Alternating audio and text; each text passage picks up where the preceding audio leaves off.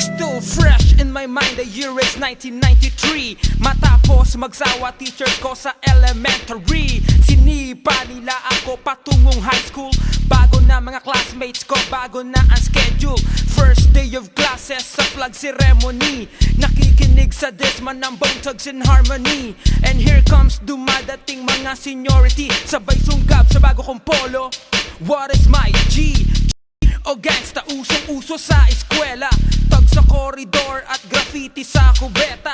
Favorite subject, PE, recess. Ganto pala sa high school, legal mag-cutting classes. Di ko rin malimot, wow, Jesus, dito rin sa high school unang nakascore. At pag may CAT formation, feeling ko ay nasa hell. Buti na lang pag recitation, laging saved by the bell. High school life, high school life, high school.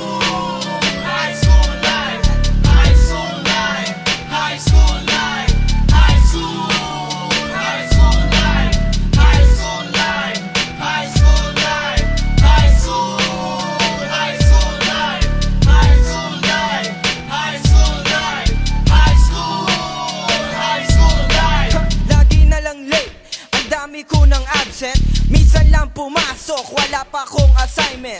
Sa aking pag-aaral di masyadong dedicated. Mas okay maglakwatsa o manood ng X-rated movie, mag-arcade o mag-stroll sa mall. Sa 4 na taon hindi man lang nag-honor roll. Sa eskwela, sa bahay, hindi ka maka-epal. Parent needed na naman, sabi ng aming principal. Sa tuwing periodical test, para akong may stress.